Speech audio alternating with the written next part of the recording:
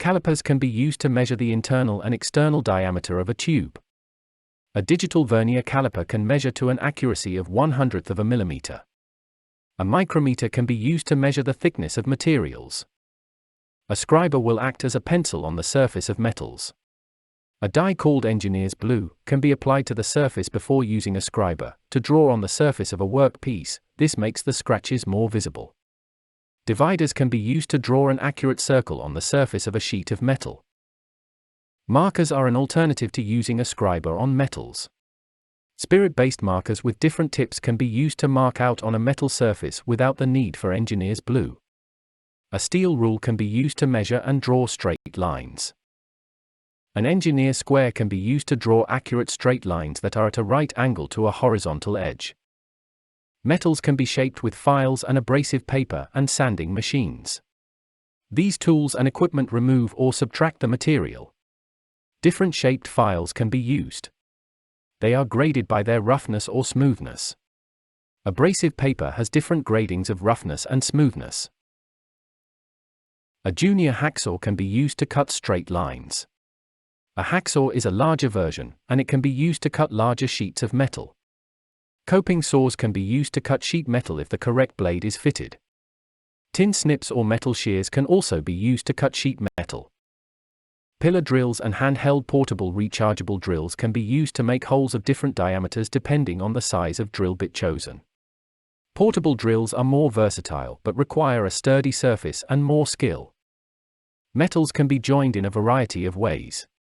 There are permanent methods like soldering and welding.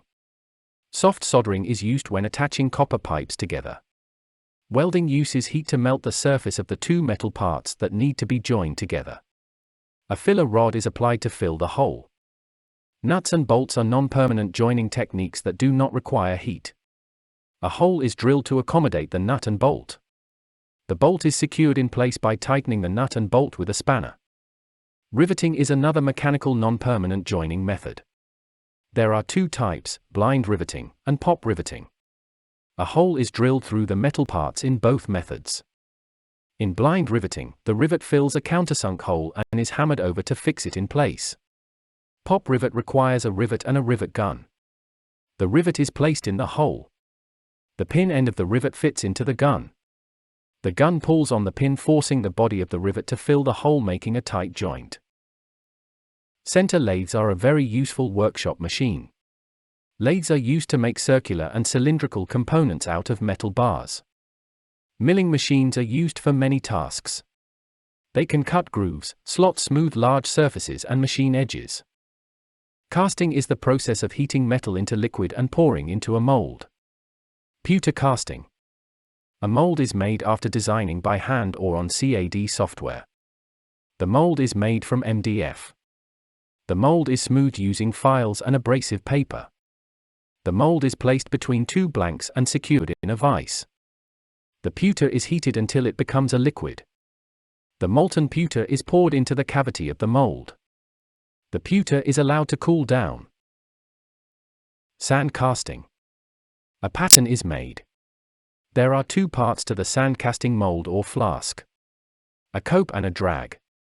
The pattern is placed into the drag. A special sand known as green sand is compacted around the pattern after a release agent is sprinkled onto the pattern. The cope is then fitted onto the pouring cups placed in the cope to make the sprue. Runners and risers are added to ensure that the molten metal is distributed evenly, and air can rise and escape. Green sand is compacted around the pouring cups. These are removed along with the pattern, and the two parts of the flask are secured. Molten metal is poured into the flask through the sprue. The cast is allowed to cool before it is removed.